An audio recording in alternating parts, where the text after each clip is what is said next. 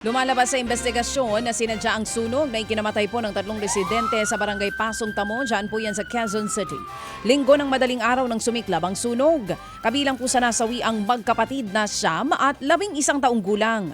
Namatay din ang isang 47 taong gulang na tenant ng isang paupahan. Person of interest ang isang lalaking empleyado ng tindahan ng LPG na nakaalitan ng kanyang amo. Nasa ospital at nagpapagaling na po ang sinasabing nanunog. Posible itong maharap sa reklamong arson. Sa Taguig City, isa naman ang patay sa rambulan ng grupo ng mga kabataan.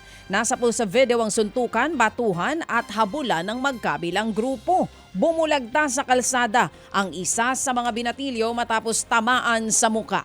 Hindi na nahagip sa CCTV pero may isang namatay sa rambulan matapos saksakin sa likod. 4 ang sangkot sa gulo ang arestado. Patuloy namang tinutugis ang sinasabing mismong nanaksak sa biktima. Akala ko bawal ng loitering sa mga bata pagkagabi. But ito, nasa ng mga barangay dito tsaka pulis. Sa iba pang balita, mga kapatid, sa Las Piñas po yan, tila mabilis ang karma. Totoo talaga, karma is digital and it's fast, ano? Para po sa snatcher na ito na nambiktima ng isang senior citizen. Sa CCTV footage, makikitang hinablot ng suspect ang pera ng isang 60 anyos na biktima. Tatawid sana ang snatcher para tumakas ng masalpok ng paparating na motorsiklo. Ayun, nasalpok. Umikot sa ere at humandusay po ang snatcher. Habang ang rider tumilapon din po. Lumapit si Mang Nonoy sa snatcher para bawiin ang pera. Humabol din siya ng suntok at sipa dito sa snatcher. Tumanggi na raw magpadala sa ospital ang rider.